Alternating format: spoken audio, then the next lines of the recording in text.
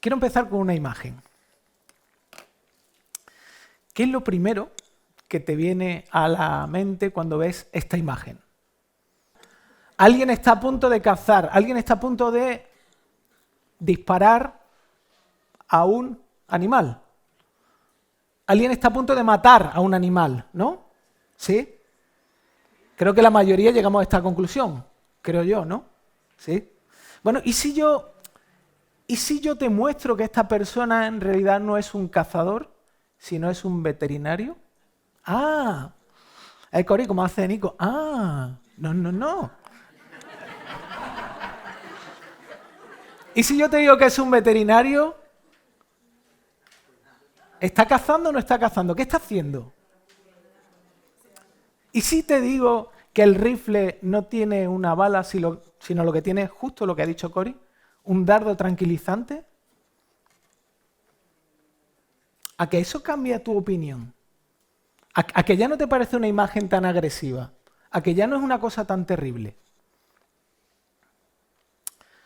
Claro, cambia nuestra opinión, pero ¿cuál sería la conclusión del animal que está siendo apuntado por el rifle?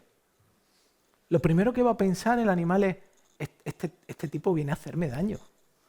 Este tipo viene a hacerme daño. Y lo que va a tratar de hacer es dos cosas. O atacar para defenderse o huir. Dos alternativas.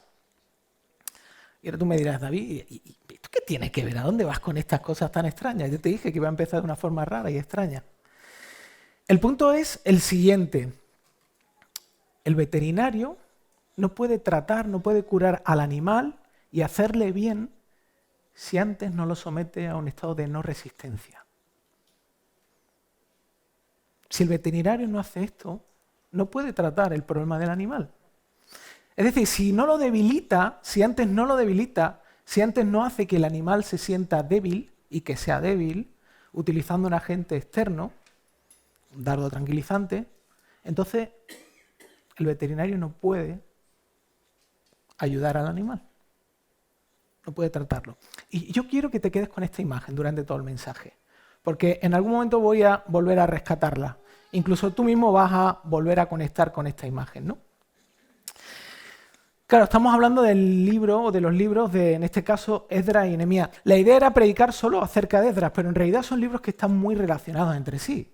De hecho, estos dos libros en nuestra Biblia están separadas. En la Biblia hebrea estaban juntos, porque son contemporáneos, son continuos, eran una sola línea.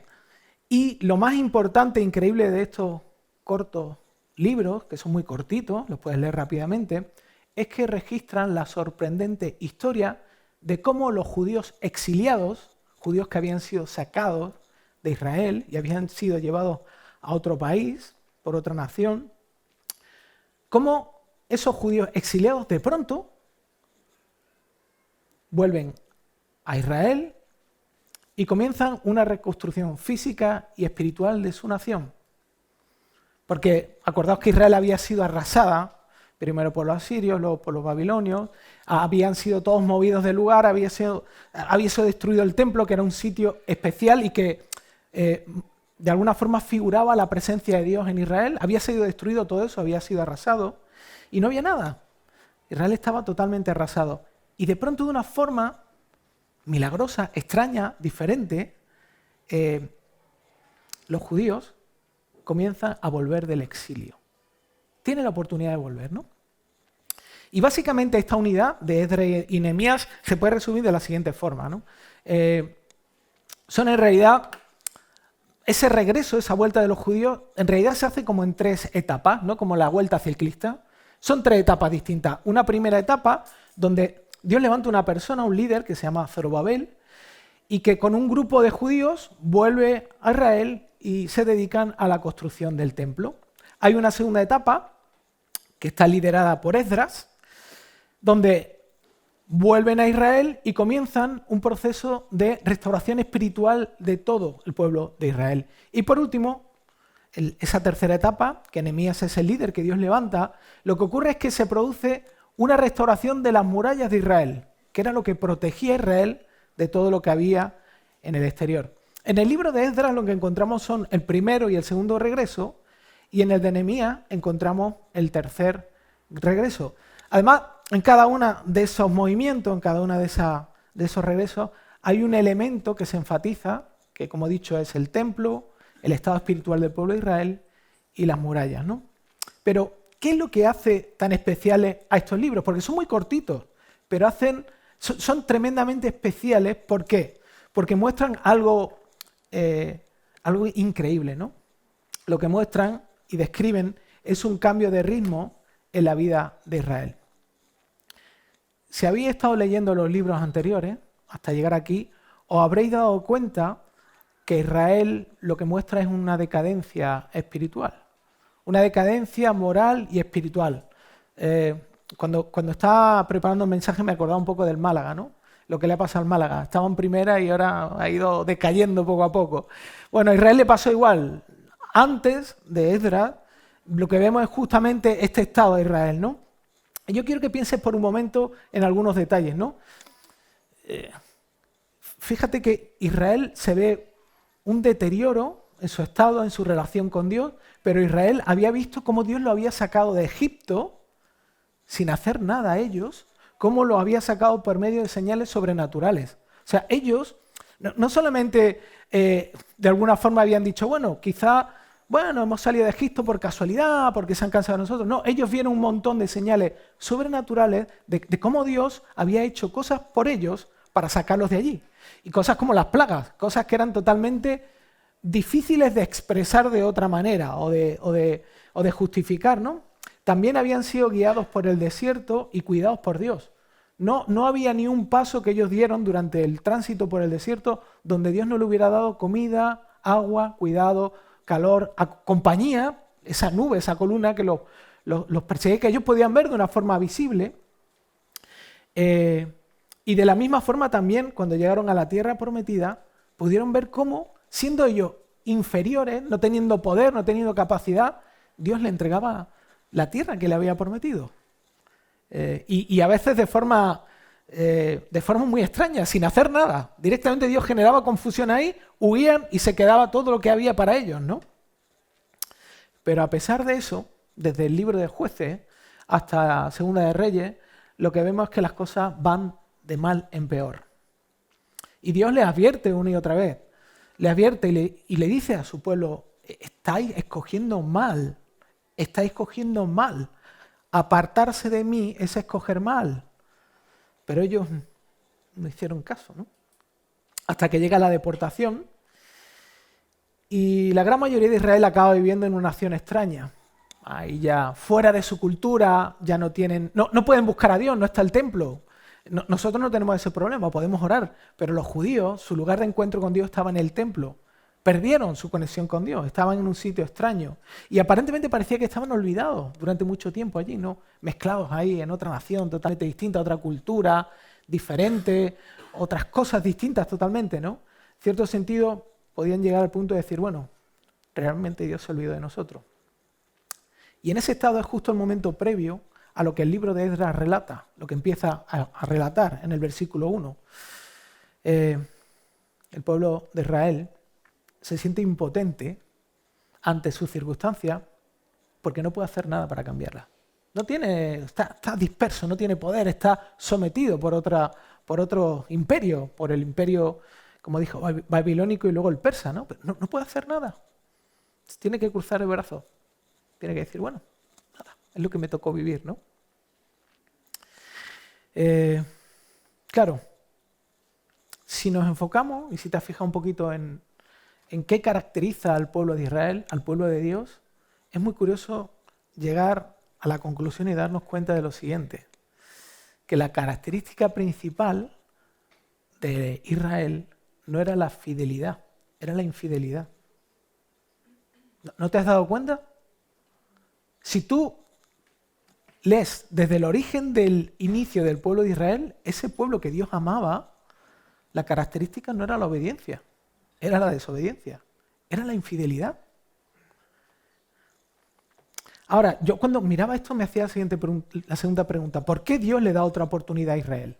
¿Por qué Esdras? Porque eso es lo que vemos en el capítulo 1, versículo 1, ¿no? Eso es lo que dice justamente el texto ahí, que lo voy a tratar de leer. Es un poquito largo, pero así empieza este libro, ¿no? Dice, en el primer año de Ciro, rey de Persia, para que se cumpliera la palabra del Señor por boca de Jeremías, el Señor movió el espíritu de Ciro, rey de Persia, y este hizo proclamar por todo su reino y también por escrito diciendo, así dice Ciro, rey de Persia, el Señor, el Dios de los cielos, qué curioso, ¿no?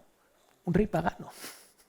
Dice, el Señor de los cielos me ha dado todos los reinos de la tierra y él me ha designado para que le edifique una casa en Jerusalén que está en Judá. Quien de entre todos vosotros pertenezca a su pueblo, sea su Dios con él, que suba a Jerusalén que está en Judá y edifique la casa del Señor, Dios de Israel. Él es el Dios que está en Jerusalén y a todo sobreviviente en cualquier lugar que habite, que los hombres de aquel lugar lo ayuden con plata y oro y con bienes y ganado junto con una ofrenda voluntaria para la casa de Dios que está en Jerusalén. Qué interesante esto, ¿no? O sea, ellos están en el momento de mayor debilidad y de pronto Dios mueve a una persona que no tiene que ver nada con él, que es pagano, para decirles, mira, ahora podéis volver, ahora podéis estar de vuelta. Ahora la respuesta es ¿por qué Dios le da otra oportunidad a Israel, no? Claro, uno de los temas principales de estos dos libros es la fidelidad de Dios. Porque Dios es fiel, ¿no? Todos decimos, Dios es fiel. Dios siempre cumple lo que dice. Siempre cumple lo que dice. Pero claro, es interesante, ¿no? Porque Dios no es fiel porque tiene que demostrar a los demás que siempre cumple. A ver, yo soy fiel a mi palabra muchas veces y la mayoría de veces por motivaciones incorrectas. Soy fiel porque no quiero que nadie piense mal de mí. Soy fiel porque me conviene y porque si no soy fiel, pues soy fiel pagando los impuestos porque si me retraso, me vienen con recargos y no quiero los recargos. Pero Dios no funciona así. Dios no es fiel porque tiene que demostrar su fidelidad a alguien. No necesita la opinión de nadie. Dios no necesita la opinión de nadie. Tampoco necesita el reconocimiento de nadie. De hecho, Dios no necesita nada porque Él mismo es la fuente de todo. Eso es lo que dice Pablo en Hechos 17, 24 y 25. Hablándole a los griegos, ¿no? Dice, el Dios que hizo el mundo y todo lo que hay, puesto que es Señor del cielo y de la tierra, no mora en templos hechos por manos de hombres, ni es servido por manos humanas, como si necesitara de algo, puesto que Él da a todos vida y aliento y todas las cosas. De hecho, si la motivación de Dios para ser fiel fuese la necesidad de reconocimiento, entonces sería un ser orgulloso, tirano, débil y además poco confiable, si esa fuera la motivación de Dios.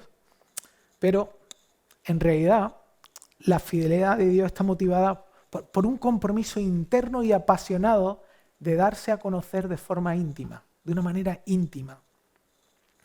La fidelidad de Dios tiene que ver con su inseparable amor, su desbordante amor. Por eso Dios es fiel. No es porque Él tenga que cumplir y decir, bueno, yo he dicho lo que tengo que hacer y lo hago y punto, y ya me siento bien. No, la fidelidad tiene que ver con una intención íntima de compartir su amor, su carácter con su pueblo, con los que Él ama. Ahora, cuando hemos visto en el versículo 1 del libro de Esdras, vemos que Dios hizo lo que hizo también porque tenía que cumplir unas palabras de alguien, de un profeta, del profeta Jeremías, ¿no? ¿Y qué prometió o qué dijo Dios a través del profeta Jeremías? Dijo lo siguiente, y este es otro texto un poquito largo, ¿no? Pero estas son las palabras que Dios habló a través de Jeremías, que tenía que ver con lo que estaba pasando aquí al principio del libro de Esdras. Y dijo así, ¿no? Jeremías dice, pues así dice el Señor, cuando se hayan cumplido a Babilonia 70 años, yo visitaré y cumpliré mi buena palabra de haceros volver a este lugar. Porque yo sé los planes que tengo para vosotros, declara el Señor.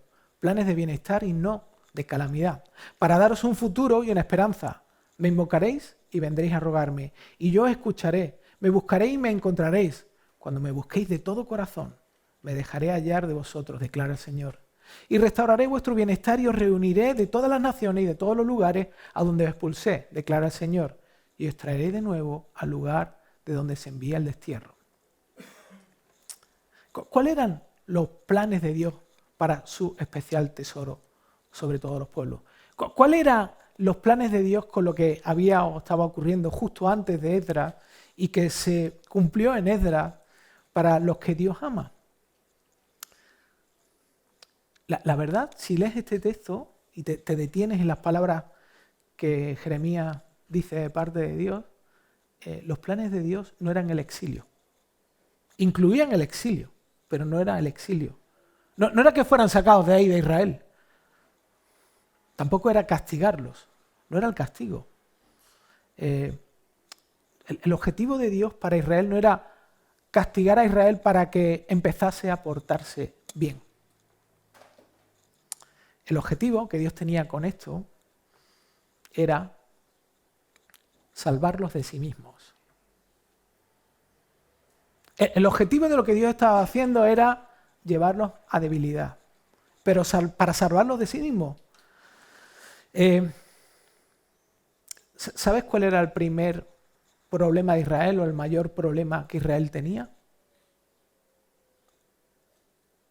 Israel tenía el mismo problema que tú y yo tenemos constantemente. El mayor problema no es la desobediencia a Dios en sí misma, sino es la incapacidad de amar bien.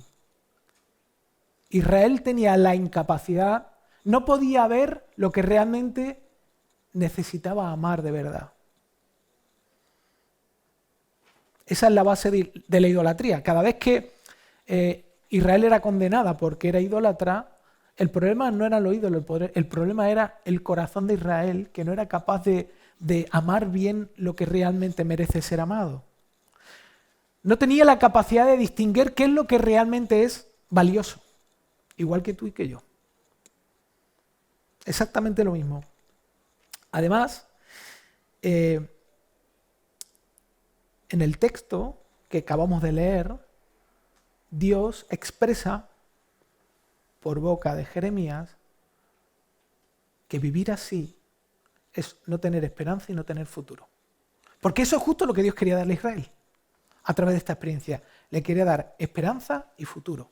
Vivir con un corazón con un corazón desordenado, desorganizado, que no puede distinguir y no sabe reconocer. Tener un corazón dividido, que también la Biblia lo expresa así, tiene como resultado no tener esperanza y no tener futuro. Y si te das cuenta, cuando tú estás viviendo así, en realidad eso se refleja en cada instante, en cada momento. Cuando no eres capaz de amar a Dios, que es lo más valioso, lo que ocurre es que no tienes esperanza, no tienes futuro y vives así. Vives angustiado, vives enojado, vives enfadado, vives alterado constantemente, vives queriéndolo controlar todo. Vives sin esperanza y sin futuro. Por eso es justamente lo que Dios quiere dar a su pueblo. Pero ¿cómo lo quiere dar? ¿Cómo se lo quiere dar? Lo quiere hacer de la siguiente forma. Lo que Él quiere es que esa esperanza y ese futuro devienen de producir un amor auténtico por Él que resulta en bienestar. O sea, el objetivo de Dios no es simplemente darle bienestar, sino que descubran y que realmente se den cuenta de que el bienestar está en Dios, en Él, en su amor, en recibirlo, en abrazarlo, en sumergirse en Él. Por eso los llevó al exilio. Lo que quería era enamorar a su pueblo, volverlo a enamorar.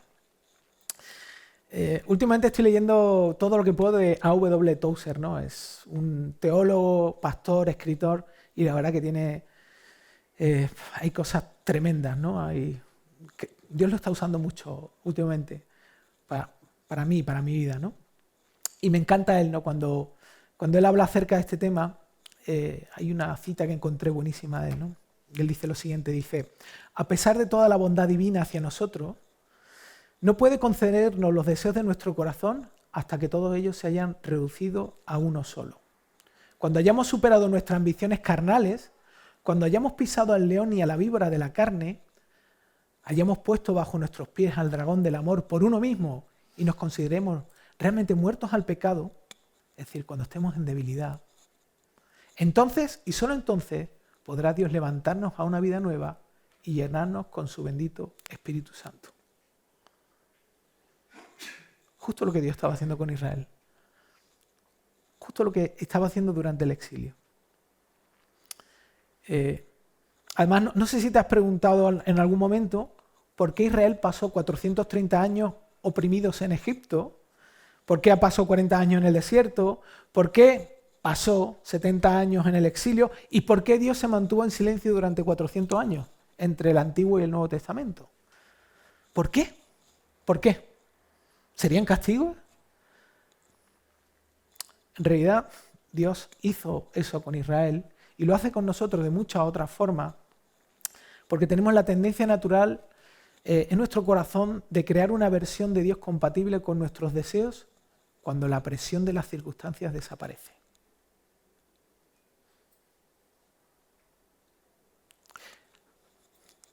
Cuando estamos en el exilio, cuando estamos en la prueba y nos quedamos sin recursos, estamos abiertos a que Dios se muestre como es y buscarlo tal como es. Pero cuando las cosas van siendo más sencillas y más fáciles, nuestra inclinación es ir modificando esa versión de Dios para que se ajuste a lo que nosotros queremos, a lo que nos parece bien. Por eso Dios nos lleva tantas veces por este camino, ¿no? Además, en ese proceso es imposible llegar a conocer de verdad a Dios. Ni tú ni yo podemos conocer de verdad a Dios sin que Él rompa esa versión falsa, esa imitación que construimos de Él. Que es cuando ocurre lo siguiente, cuando Dios nos confunde. Nos sentimos confundidos, no lo entendemos. En ese proceso Dios está rompiendo la versión que tú y yo tenemos la tendencia de crear de Él, que se parece más a nosotros que a Él, ¿no? De hecho, es una versión de Dios que piensa como yo.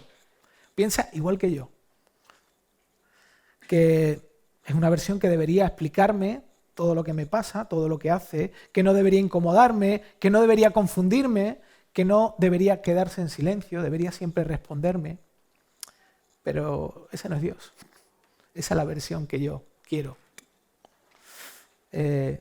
Bárbara Duguid, que es una escritora cristiana, consejera, ha escrito un libro como este, un libro bastante bueno, que también Dios lo usó mucho en mi vida y lo sigo usando, lo estoy leyendo otra vez. Pero ella dijo lo siguiente, ¿no? Hablando de sus luchas, de esos momentos de dificultad, ella dijo lo siguiente: yo también tengo un corazón así. Amo a Dios con todo mi corazón y lo adoro apasionadamente cuando me lleva por caminos agradables de paz y de gozo. Pero cuando hace lo que no quiero, o lo que no entiendo, y me lleva por caminos secos, aterradores o incómodos, le doy la espalda inmediatamente. Me quejo, me desanimo, trato de buscar un atajo, busco sustitutos, voy a mis ídolos. Si Él no me llevara al desierto, es decir, si Él no me llevara a la debilidad, nunca sabría lo que realmente hay en mi corazón. Me engañaría fácilmente y creería que le amo profundamente y que estoy deseosa de obedecerle.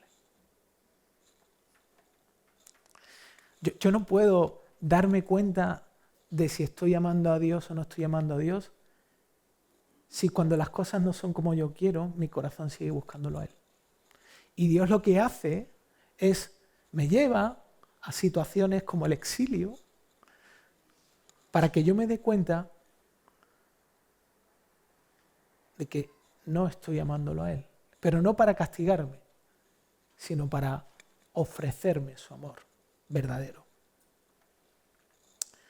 Y justamente por eso, porque nos pasa como a Israel, por eso mismo Dios ha permitido que tú estés casado con la persona que estás casada. Cuando hay problemas dentro de tu matrimonio, no te has casado con la persona equivocada. Te has casado justamente con la persona que Dios ha querido y que tú necesitas para que se exponga la realidad de a quién estás amando, a quién amas. Por eso tienes los hijos que tienes, exactamente igual. Para que te des cuenta del tipo de padre que eres.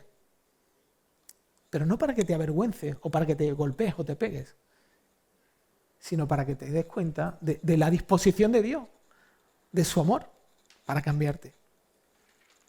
O el trabajo que tienes, o las amistades que tienes, o los conflictos que tienes ahora, o las luchas que tienes ahora tú mismo.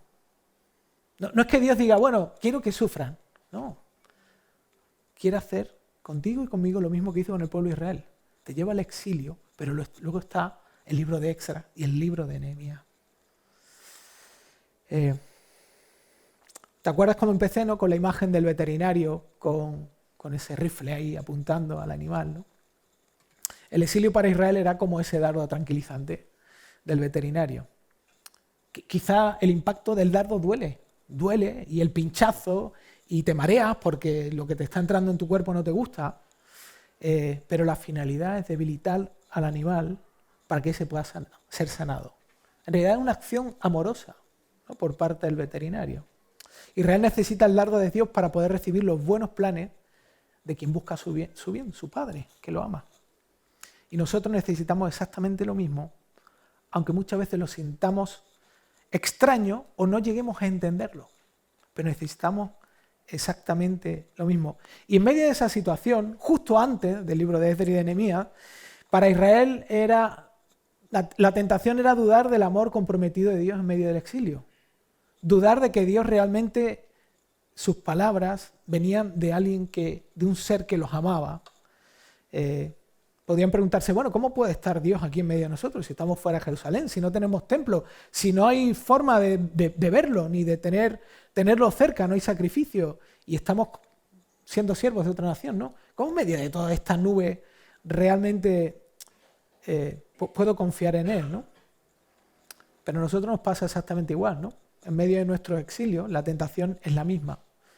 ¿Será que Dios está haciendo algo en medio de mi vida, de mi caos, de lo que estoy viviendo? ¿Será que está presente de alguna forma? ¿Será que no lo percibo y no está? ¿Será que se ha equivocado al darme lo que me ha dado? ¿Será que se equivoca de persona conmigo? ¿Será que parece que no sabe lo que está haciendo? C.S. Lewis, que vivió una época muy traumática. Sabéis que se casó ya mayor, pero su mujer murió de cáncer. Y vivió todo ese proceso de dolor y de no entender muchas cosas. Y escribió un libro acerca de eso. Pero él tiene una cita que me encantó, ¿no? Que encontré y habla acerca de esto, ¿no? Dice, mientras aquello que llamamos nuestra propia vida se mantenga agradable, no se la entregaremos a Él. ¿Qué puede hacer Dios en beneficio nuestro sino hacer que nuestra propia vida sea menos agradable para nosotros y quitar las posibles fuentes de falsa satisfacción? Lo que Dios está haciendo está cortando lo que nos tiene enganchado a algo que no va, algo que nos esclaviza, algo que nos vuelve insensible, algo que realmente no nos da vida. Él es la fuente de la vida verdadera. Así que el exilio tiene ese objetivo. Ahora bien, ¿qué diferencia hay entre Israel antes y después del exilio? ¿Qué diferencia hay? Lo que vemos en Israel es que hay un nuevo deseo de buscar a Dios.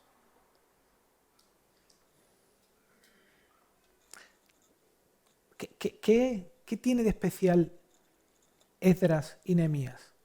Porque, que yo sepa, mucho antes de ellos dos, Dios había enviado un montón de gente a Israel diciéndole exactamente lo mismo. Y no hicieron ni caso. La diferencia es qué es lo que pasó allí en ese tiempo, durante 70 años, ¿no?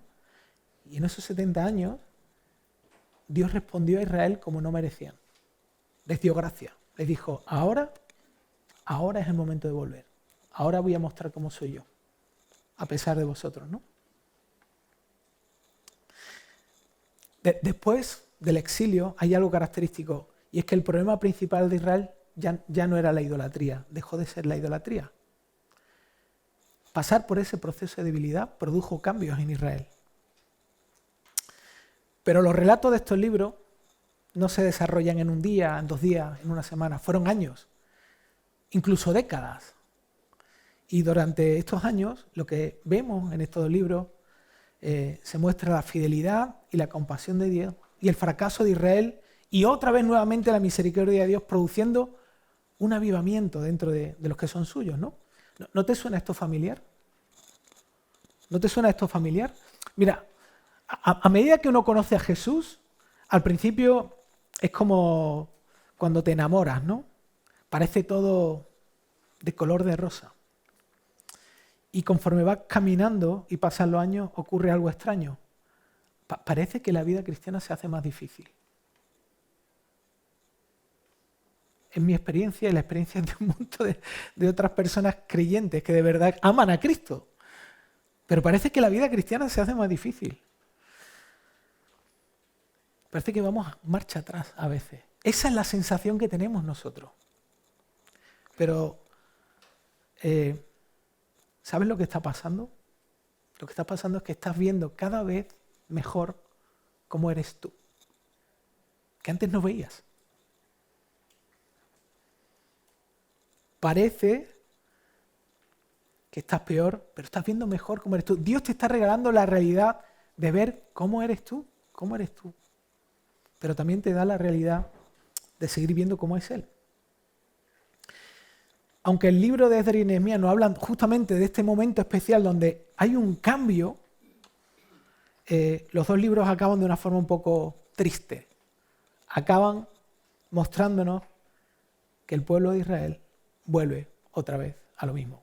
Y los dos libros acaban de la misma forma, desobedeciendo a Dios. Una lista de personas que han pecado, otra vez, ¿no? Después de todo lo que había ocurrido, después de nuevamente Dios haberlo sacado allí, ¿no?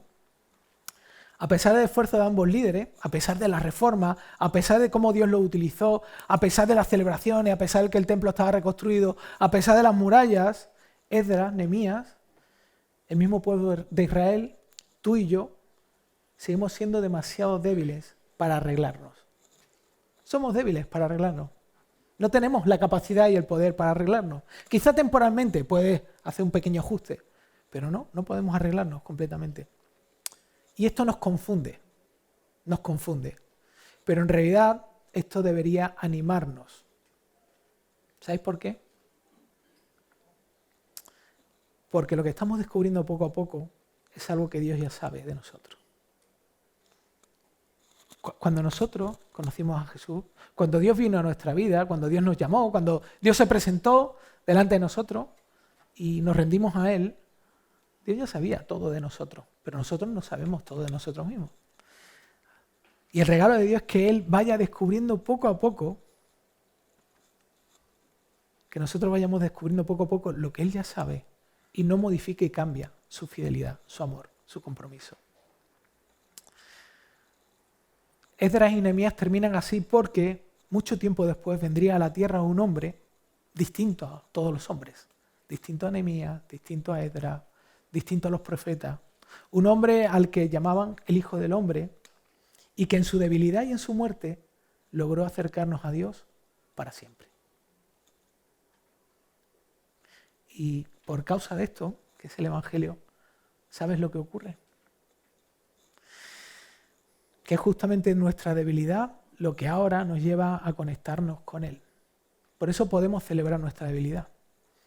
Por eso cuando pasamos por estos momentos de supuesta lejanía, de no entender a Dios, en vez de huir de ello, podemos celebrar que en esa debilidad, si vamos a Él, el poder de su amor nos levanta y nos enamora una vez más.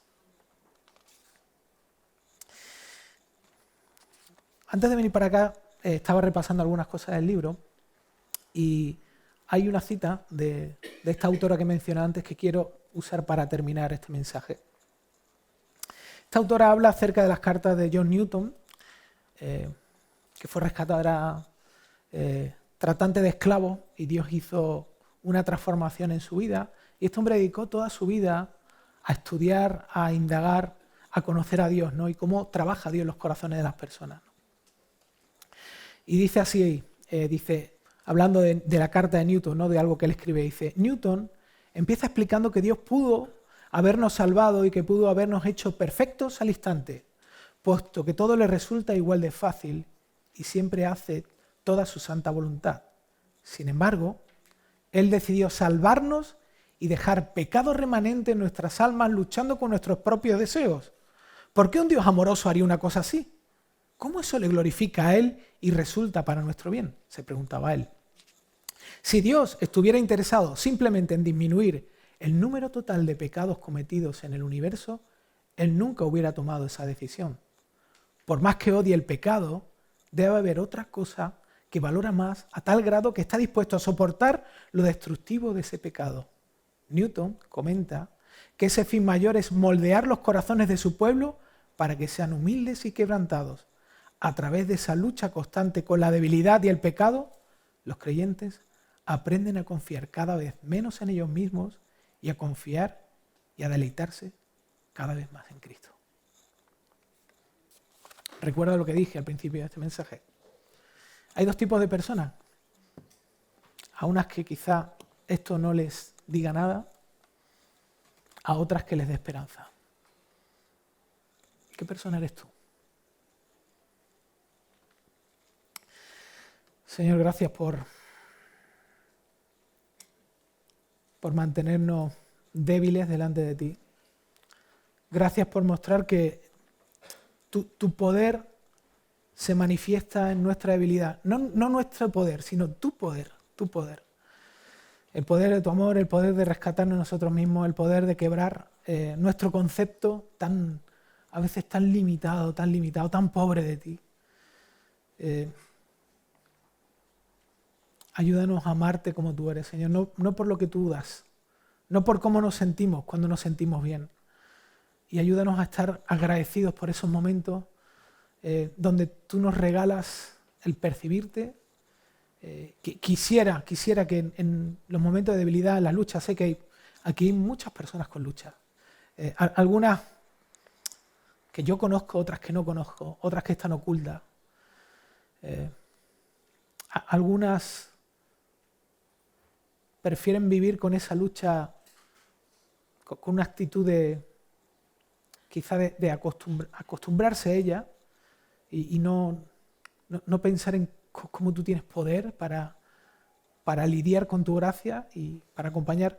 Otras por vergüenza las mantienen ocultas, otras ni siquiera saben que tienen. Y yo, Señor, quisiera darte las gracias por cómo tú amorosamente nos llevas a momentos de debilidad y luego nos das momentos de llenura de tu persona. Como detrás del túnel siempre estás tú, como se ve en estos libros de Esdras y Nehemías, ¿no? Como tú abres tu mano y abres de tu gracia aún en medio de un proceso de cambio del pueblo de Israel y nosotros mismos, Señor. Y queremos tomar esto como una forma de volver a pedirte un avivamiento dentro de nosotros. Sé que esto lo necesitamos periódicamente, pero qué bueno que esta necesidad, esta incapacidad de poder vivir así, lo que hace nos lleva y nos une más a ti. En nuestra debilidad nos sentimos más apegados, más cercanos a Cristo. Así que, Señor, que tu Espíritu nos hable a cada uno de nosotros y nos confronte, y nos confronte con tu amor, y que nos lleve a arrepentirnos, a pedir perdón, a volver a reactivar la realidad de quiénes somos. Somos tuyos.